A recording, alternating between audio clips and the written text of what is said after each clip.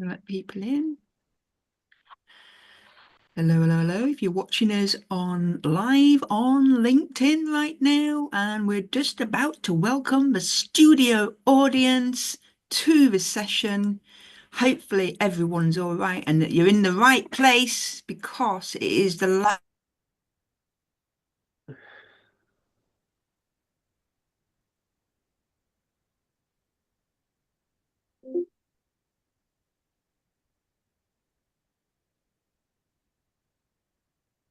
Hello, hello, hello. It is time for Hot House, and it is another last Friday in the month. Hopefully, you all are well. Shall we kick off with Hot House?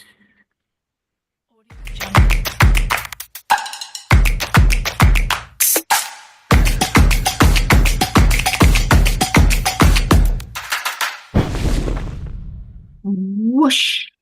Hopefully you're all okay. And if anybody can spot the jazzy hat and also the typo in this in today's episode, hopefully all are well. And if you've not joined us before, in the studio audience, you have a chat which we'd love you to get involved in and just say hi. Let us know where you're from.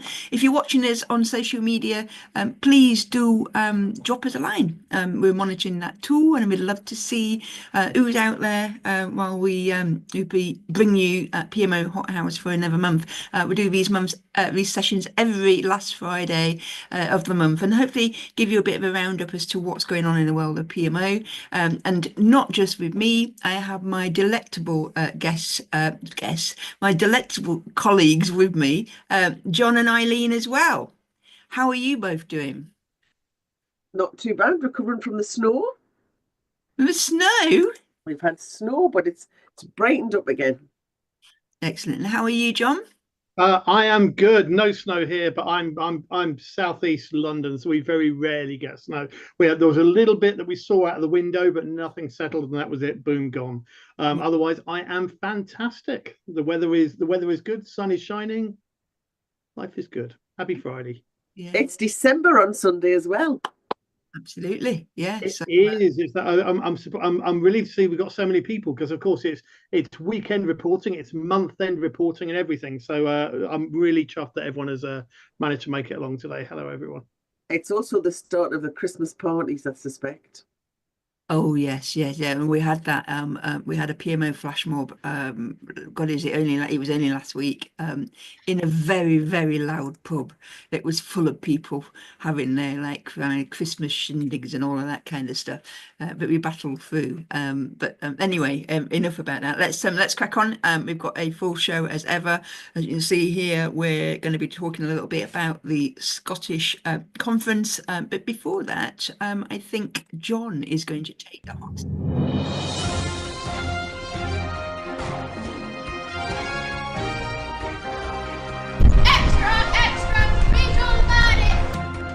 So extra, we're here with another live news from PMO World.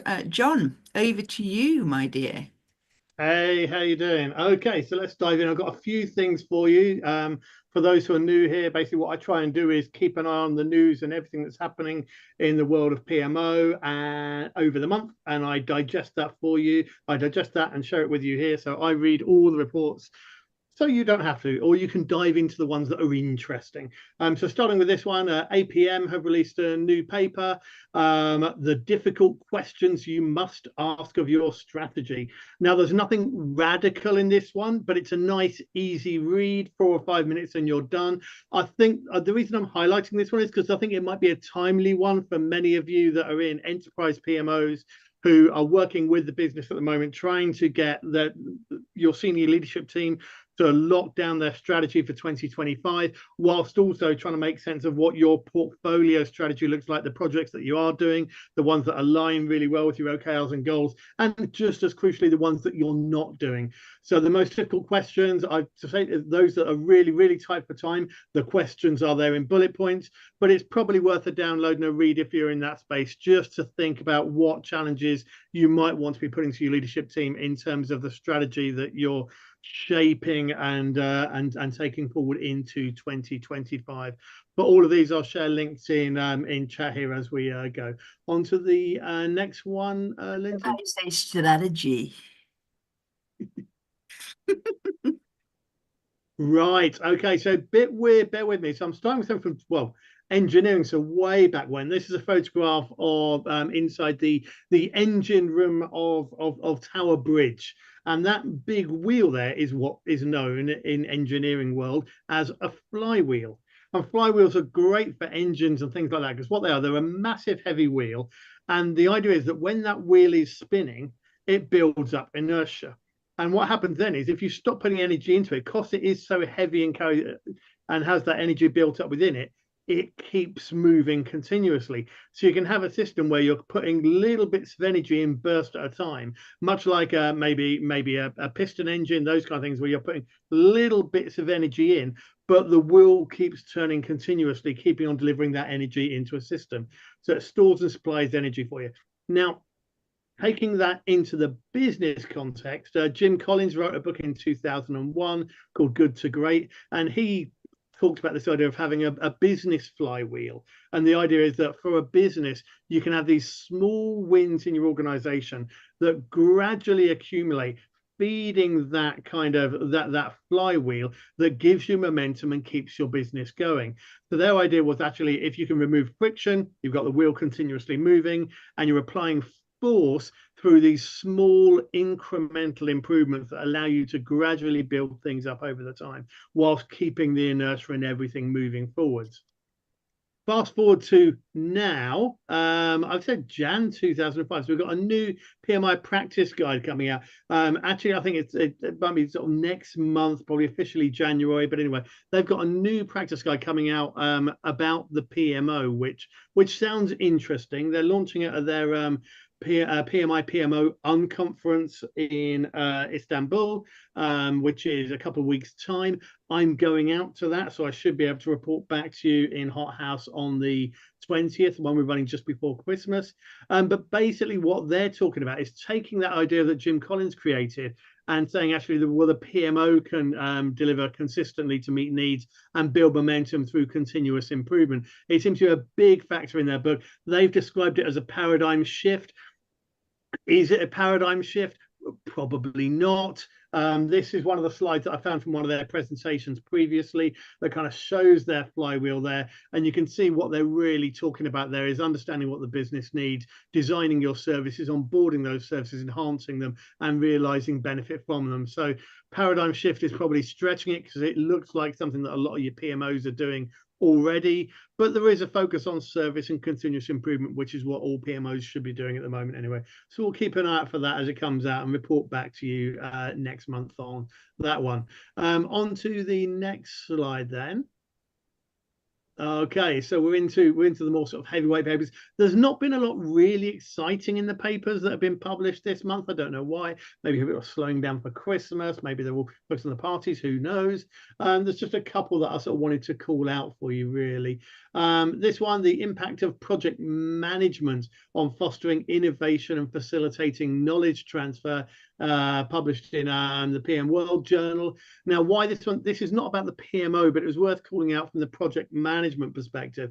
So firstly, it starts off with telling us that promoting innovation and knowledge transfer are two fundamental processes that drive growth and development of organizations in the information age.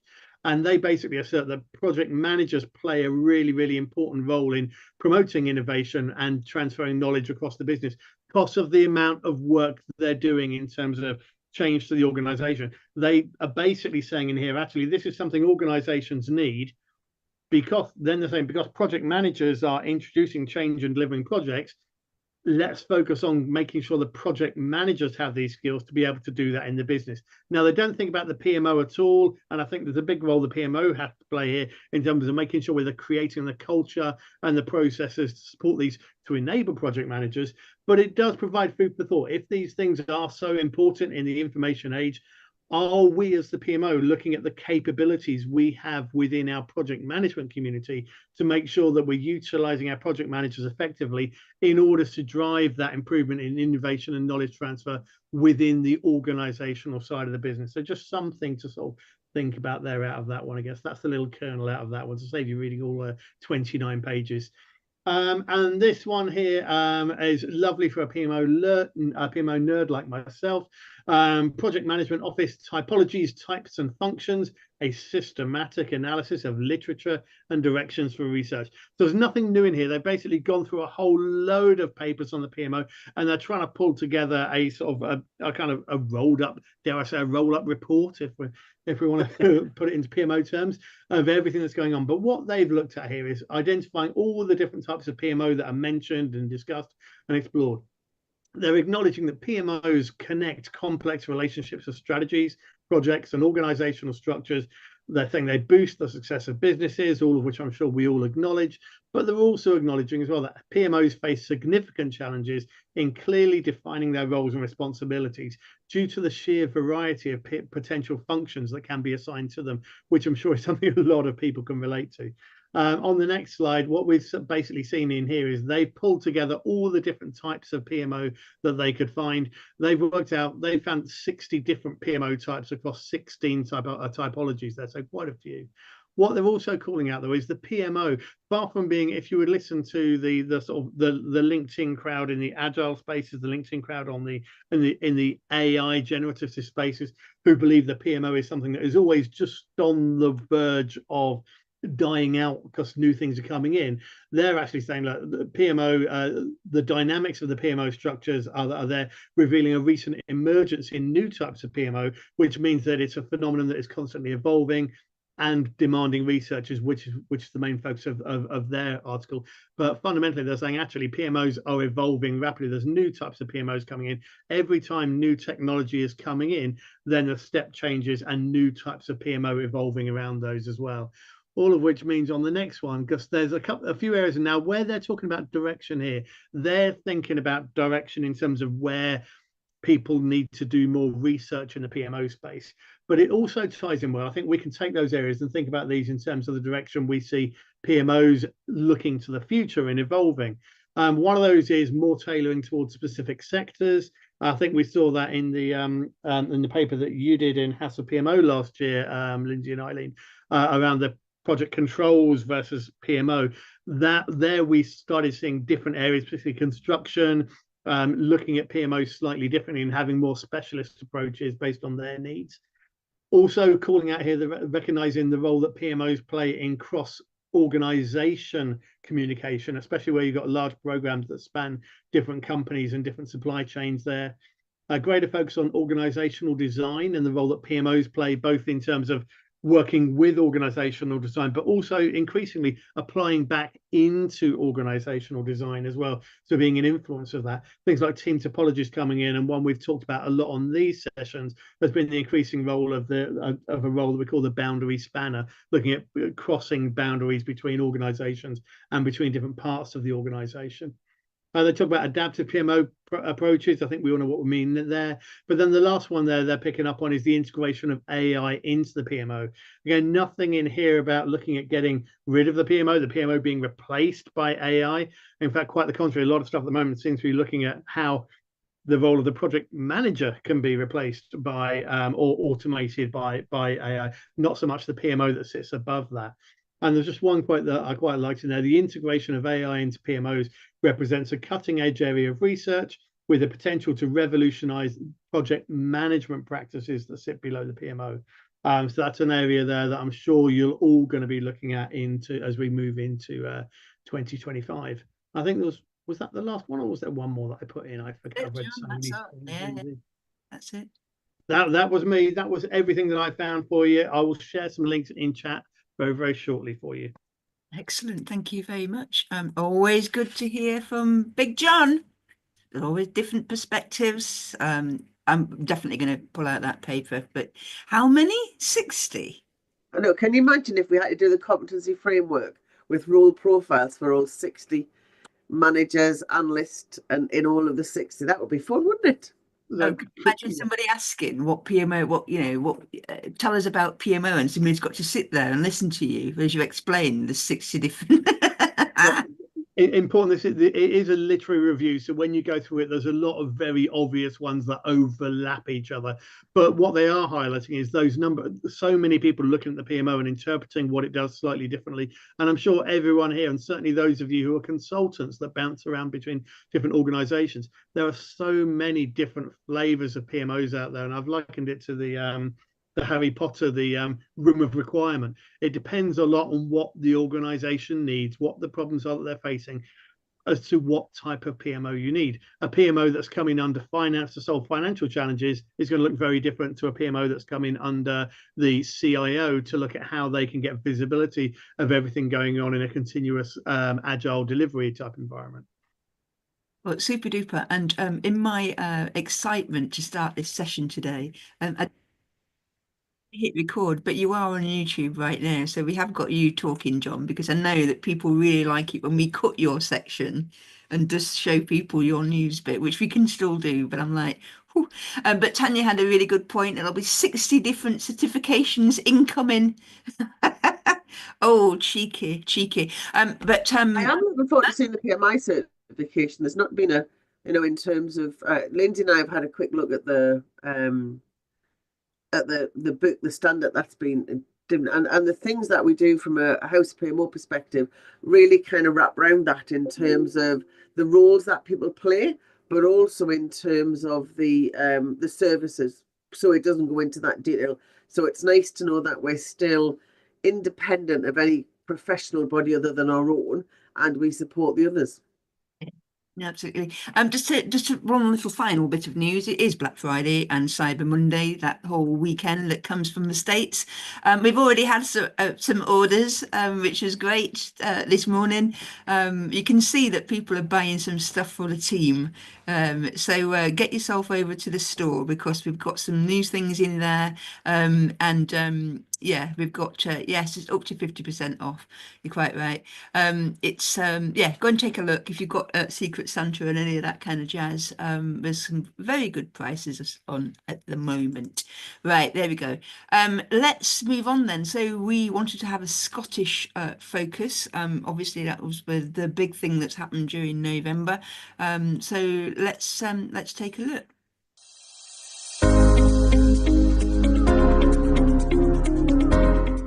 So let's get the day kicked off.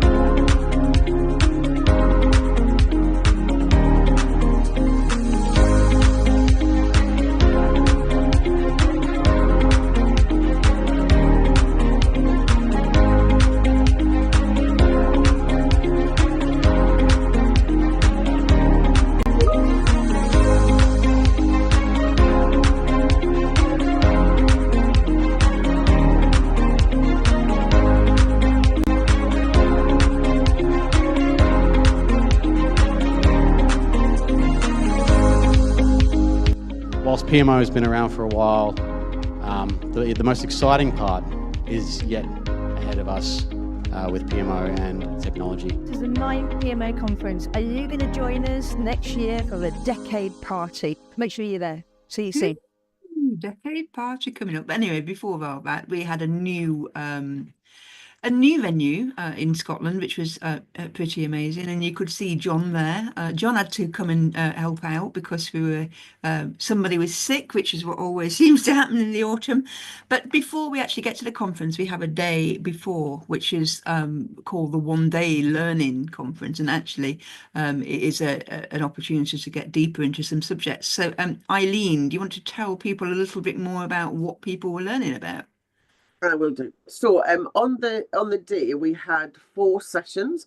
It's slightly different to the conference in that during the day what we're there to do is really have 4 trainers rather than 4 conference speakers. Sometimes the conference is about telling a story, yes, providing some kind of useful insights and some practical tips. PMO Learn is really about kind of teaching you potentially new skills that you can kind of learn and develop and apply. Sometimes it's about you as an individual, sometimes it's about your PMO. We had 4 sessions during the day. We had Roy Millard, who did some conversations around assurance. I did a session on reflection, and guess which one I'm going to talk about the most? Not, but that was my session. Then after lunch, we had a session called Business Resilience by David and Sheila Roberts, or Sheila Roberts, as I've written there. And then finally, we did the reporting section with a high octane session by Jeremy Nichols on reporting. So I've picked out one slide, I think, from each of the sessions, just to kind of give you an insight of what was done there. And again, some of the kind of the really useful things that I took out of there that perhaps can be used elsewhere.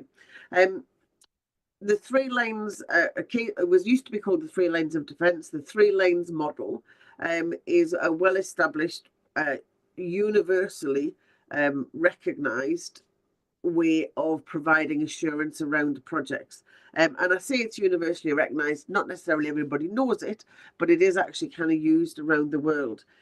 And one of the really interesting things that we need to kind of think about when we're providing our services, and Roy took us through a number of the services that was coming out of the review of the service catalogue, is recognising that our role from a PMO perspective is typically in level 1 and level 2. And starting to think about kind of where we need the services and making sure we've got enough assurance services by aligning it to level 1 and 2 is really useful. But also taken away from that, because we also talked about the role of audit, is recognising that kind of that 3rd line of defence. The PMO needs to coordinate and be conscious of that other line of defence that happens across the organisation to make sure that all of those services are fully aligned. So then that in itself produces an additional service to do that coordination. So I think people find it really useful to kind of just to start getting that kind of introduction of the kind of the 3 lines of defence, because not everybody was aware of it, but actually starting to think of their assurance services using that model. So it stood the test of time. It's been renamed, which I think is always kind of one of those things that says it's still good enough. We couldn't think of anything to change, so let's just change the name of it, which is what they did. So that was our first session. Then I did a second session, and Lindsay knows that I've been wanting to do a session about this for a time now, which is about doing reflection. Now, this is not about doing lessons learned. This is about doing a far kind of a greater in-depth view of looking at kind of how we reflect on our experience. And the kind of the great quote is that people don't learn from experience, people learn from reflection on experience. And so we talked through, as you would expect, we talked through journaling. It was quite nice to see a number of people who did the journaling. But actually, this was when I was kind of pulling stuff together, and people who know me know I do kind of quite a bit of the old journaling stuff. But this was a kind of a new thing for me when I was doing some reading around the subject, is that 5-year diaries. Now, when I was at school and a teenager, 5-year diaries were all of the thing for kind of teenage girls to start writing, and we never got through the first year. What's happened now is there's been a real kind of growth in reflection journaling as kind of being mindful for good for our mental health. And so the 5-year diary has now actually become a professional tool, because actually if you see what you were doing 5 years ago or even 3 years ago, it's really interesting in terms of perhaps how you had a lot of angst about something but realize actually not that important anymore, but also actually kind of to see your development and how you've moved on, and perhaps if you've worked in kind of different companies. So I just recommend everybody gets a 5-year diary on their Christmas list. Nice to see Lindsay's going to do that. I've definitely got one on my Christmas list. I haven't done a 5-year diary because it's only a couple of sentences. I do kind of the full journal, but definitely something I'm going to try. And then we had this session. Now, this session was really, and people pointed out, it was quite a heavy session. And sometimes, and we always have fun when we're trying to, it's a fun, interesting word, interesting use of the word fun. It's always, when we think about the kind of sessions that we're going to do at PMO Learning and the conference, sometimes we have to throw in things that perhaps people haven't heard of before and perhaps not considered. And I think this was definitely one of them. And so this is about actually kind of building business resilience into your organization. And interesting in terms of kind of the flywheel thing that John mentioned, but also we've mentioned this before in terms of the net zero PMO, is that actually the PMO is a great hub for kind of driving change, cultural change in the organization. So this is really about thinking, and I love that there's some really interesting kind of tools around the business resilience, about looking at how you mentioned energy, which I know it was mentioned in the management of portfolio books by Craig. But it also has this concept of delivering with pace, but actually recognizing that pace is not just about a huge load of speed. Pace is about the right level for your organization. So we did an exercise which is about generating an understanding of the energy we have in the organization. And that little kind of bit of writing there in purple, I thought was really good. Through COVID, lots of organizations kind of bounce back. But actually, if we do it really well, we can actually kind of bounce forward. So I think that's really interesting. And then the final session we had was an interesting stuff about Jeremy Nichols. Now, one of the things was really interesting. When we did the original competency framework, we went round and as you would expect us to do, we talked around a lot about what organizations do, what various PMOs do. The one thing that came up from every single PMO was that it did reporting, and therefore obviously this is kind of quite a popular topic, but it was really interesting in terms of I think Jeremy was being kind of quite provocative in terms of some of the things he said, but some of the things that kind of really hit home to me was there's a real danger with our reporting that we actually let it continue to evolve, and therefore we always do what we've always done, but a little bit more of it. And he really challenged us that says, actually, if you kind of scrapped all of your reporting and started from a blank sheet, would you do what you currently do? And are we presenting data just because the data is there? Or are we actually kind of presenting data because there's a purpose to the people in the audience? So whether that be kind of a report or whether that goes into hopefully a decision making into a governance body, is it actually going to be of use to them? And can they make the decisions based on the report that you've provided? So really, I think that's a really interesting challenge. So I'd like to challenge you all in the next month, just as you go into Christmas, throw all your reports away and see if you can start with some new reports in the new year, and then you can record it in your 5-year diary. Yeah, super. So some of these sessions are going to start going up very, very soon in the members' library. I think we're going to start off with the assurance one next week. So even if you weren't there, you get to see them. Everything's recorded, and we start to drop it into the library. So you'll be able to pick up on any of those if you're a member. And if you're not a member, what are you doing? Please do come and join us, and you get access to some fantastic stuff. So I'm just going to show you just a couple of things from the actual conference itself. So that's the following day, and that's just the straightforward conference with different streams for people to pick. Luckily, this time we've got a great team behind us, which meant that actually I can go along and actually listen to some live. Never used to be able to do that in the early days, and you were running around trying to organise stuff in the background. But yeah, I did manage to be able to see some of this some good stuff. This one is actually in members' library already. This is the opening keynote. This was Dale and Val, who are podcasters, Project Chatter podcast. Eileen and I met them a few years back when we went on their podcast, and they gave us a grilling. Dale and Val both work within the PMO space as well. So if you're not familiar with their podcast, go and check them out. The reason why I wanted Dale and Val to come along is because I know, because of their day work that they're doing, making really good inroads with this whole kind of project data analytics, the advances around AI. And for us here at House of PMO, we've got to be able to partner up with people, or, you know, just get to know people who are a little bit further down the road, so we can understand what's going on, so we can bring that stuff back here to the community. So like I said, Dale and Val opened up the conference to talk about reimagining the PMO. It was a combination. It wasn't all about the tech and AI. There was a lot of different angles in there. Like I said, that session's already in the library right now, and we had a conference reporter. I'm hoping that she might have been here today, which is actually on holiday. And really interesting point that she made about that particular opening quotation.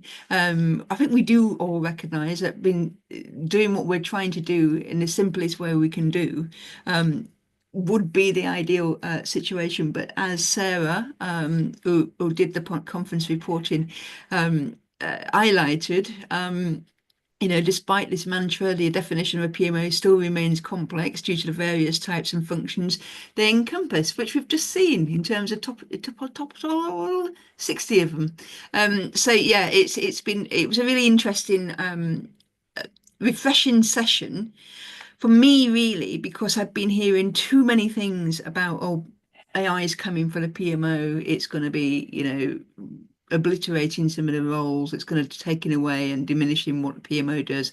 All of that kind of scaremongering.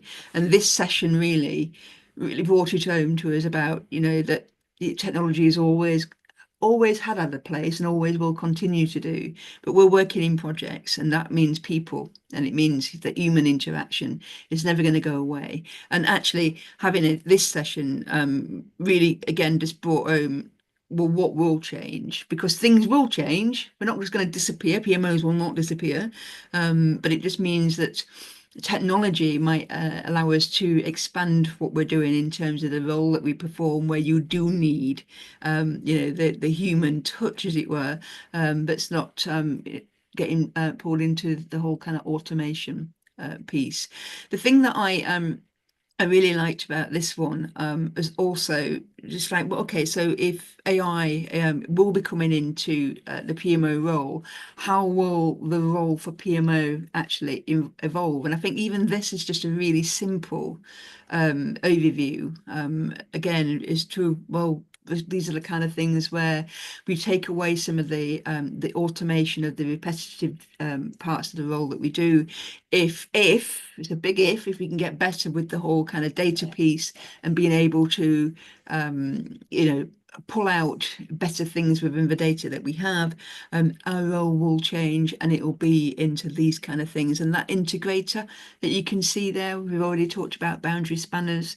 Again, that's the part of the role where, you know, from the PMO, as we're seeing already, and we've seen in some of the sessions, it's not necessarily just about supporting projects, programs, portfolio. There's also the kind of product management, DevOps type of stuff, but also the kind of reaching into business as usual. So who knows? But what is good is to listen to people that are a bit more inspiring rather than closing it down, and that scaremongering piece. We always at every single PMO conference is try and have people there that have actually award winning. And this is Catherine from UK R&I, which is the UK Research and Innovation Organisation. So a government, like kind of arm's length public service type organisation. They won the PMO of the Year award from APM last year. And they were talking, obviously, you know, we like to have, what's the journey like? How do you know, what have you won the award for? But actually, what I really liked about this is that she brought on one of her apprentice, because they have a very vibrant apprenticeship program, and that really is the future of the PMO in terms of that human side of it, which is how are we bringing people in to the PMO role, and not necessarily about, you know, bringing people in to be project managers. Yes, they've got some of that going on. You know, there is the PMO, an apprenticeship is seen as a really good test bed type place for people that do want to be project managers. That still does happen and is happening in terms of the apprenticeships. However, what's refreshing to see is that actually they're bringing in people into their organisation that are the next gen PMO people. So really good session again. I'm not going to go into the ins and outs of the whole roadmap and stuff, but they have got a really interesting story about what they've done and what they've achieved. So you'll be able to check that one out in the library too. This session went down really well. This is Natalie. Natalie works for a large food distribution organisation, and she went down really, really well. You can see that T-shirt she's wearing, Run PMO, it says on it in its entirety. That's over in the shop. It's in the sale at the minute on Black Friday deal. But Natalie, the reason why a lot of people wanted to see this one is that Natalie is a PMO 1. And she had a massive, mammoth task ahead of her. And when I first spoke to her about coming and talking at the conference, I couldn't believe what she'd managed to achieve when it was a PMO 1. And not only that, she absolutely made sure that she walked her dog between 12 and 1 every day, and she finished at 5 o'clock on the dot. Now, that's the other thing that's really interesting about it, is about the balance of what it is you're trying to do, as well as obviously trying to be successful. Just a little bit there about, well, what were some of the key challenges for her as a PMO of 1. And like I said, there's a lot of people in the audience really wanted to hear it because there are a lot of PMOs of 1, or as Eileen affectionately likes to call them, poos. Essentially what she had done in terms of the process, it's a 4-stage process that she went through, and she talks really eloquently and really well and enthusiastically about what those 4 stages were, sharing some of the things that were okay, some of the things not so okay. Essentially a lot of people could resonate with that in terms of the roles that they're trying to do too. By the way, the dog's called Hendrix. Everybody were just, really, really pleased to hear what she'd managed to achieve, and that it is possible when there's a PMO of 1 and still keep your mental health in check as well. Again, I think that will be one of the ones to watch when it goes up in the library. And then I managed to see this one too, because this is a main keynote. Many of you may or may not be familiar with that gentleman that you're seeing on stage right now. That is Steve Jenner. He is the guy that has just released the new version of the Managing Portfolios book. Many of you will be familiar with the Management of Portfolios, which is the textbook that went with the Management of Portfolios training through People Search. Because of the way that People Search essentially has changed how they do things now. Before, when they were doing the textbooks, it used to be a big process where a lot of people got involved in terms of reviews and all that kind of thing. That's when it used to be still part of something called AXLOS and still got that relation to British government. But they haven't been updating the textbooks. So the Management of Portfolios course and that textbook still exist. Steve wrote that one. However, it's not going to be updated. So Steve has created and released the Managing Portfolios. And many of you might already be familiar with Steve's other book, which is a management of managing benefits. Yeah, so it's still, still available. And I think the Managing Benefits one has also recently been updated and released as well. So we wanted Steve not only to come and talk to us about the new updated version. I think it's over 10 years old, since the last time. So he came and talked to us about different aspects of it, and it was about obviously the PMO role around portfolio management. Steve's been in and around that space for many, many years and many stories to tell. So definitely recommend that you check that one out if you're working in that kind of portfolio space. But you can see just roughly, those were some of the key themes that came upon that one. What was interesting though, and the reason why he picked that title was about He Comes to Praise PMOs, is because of this article, which I didn't know existed. And to be honest, I'm only telling you because it's done 2010, so it's ages ago. But I thought it were really interesting, right? Because that's 10 years ago, right? So we're now 14 years from that.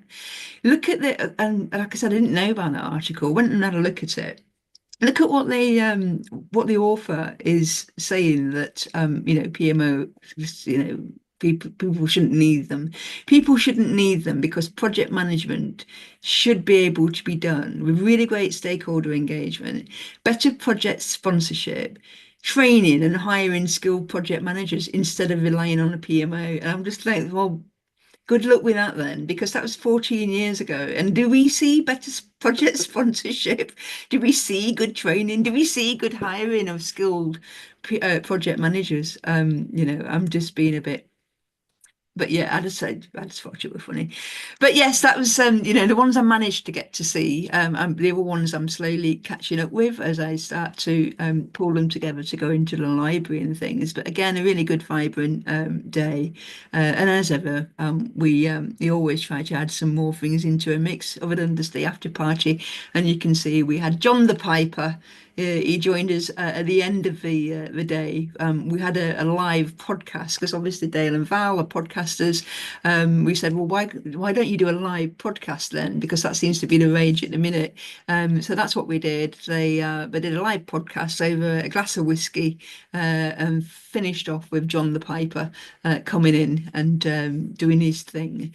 So yeah, it's really good, really good couple of days. And of course, we'll be back. It's the 10th anniversary in London. We're going to be releasing the first preview level tickets next Friday, the 6th of December. We're also going to be in a new venue in London, and we're also capping numbers because we want to make sure that we get the best out of the event that we've got. So if you really want to come along to the one in London, make sure you check out the preview rates that will be released next Friday and snag yourself the best rate you possibly can. But we'd love to see you in London for the big birthday. It will be 10 years since we started PMO Conference. So that's it in terms of the roundup. Anything from you, John, Eileen? I just can't wait for June. And just the planning is already well underway. Yeah, absolutely. Oh, I forgot to say that John had to just come in and stand in very, very quickly because we had one of the sessions that somebody was ill. John, you've got a couple of minutes. What was your session about? I'm on the spot.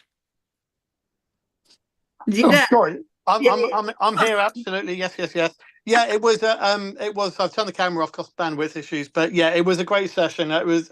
We talked about. It was called biomes of delivery, and in a nutshell, we were looking at how we tend to build PMOs. We typically take a sort of project method and then kind of build out from there. We can sort of wrap a PMO structure around it and then maybe a portfolio structure, and everything builds out from a project management method, mainly because a lot of us have come from that background. The idea was actually looking at things differently, taking it from the outside in, looking at what the business strategy is, looking at how you can create different biomes within the organization that have commonalities in terms of what they're looking to deliver or how they need to deliver, and building those out on a concept of minimizing dependencies and creating shared goals across teams.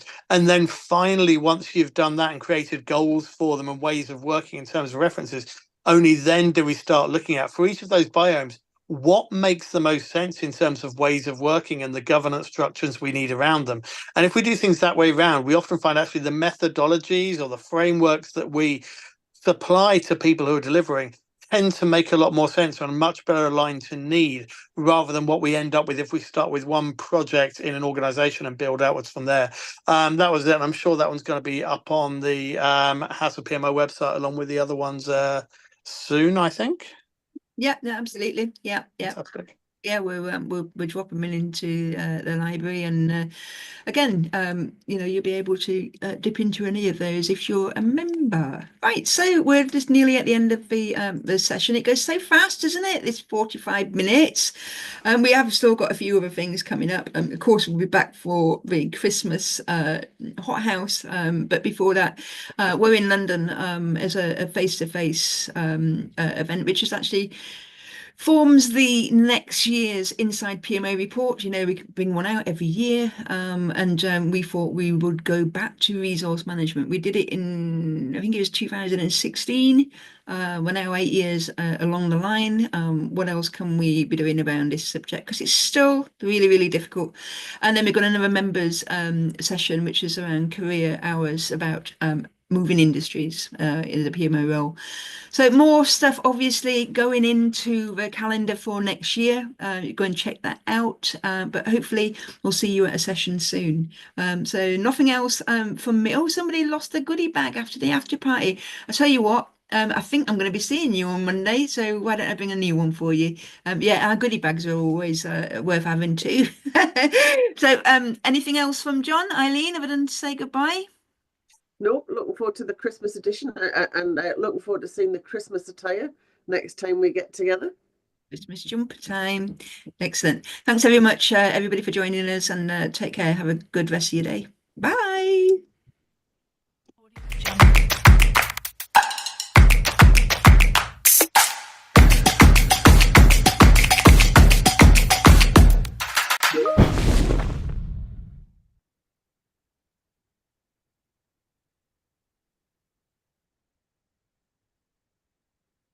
That was good, though, wasn't it? Hi, everyone on live stream. We'll see you later. Come and join us in the audience.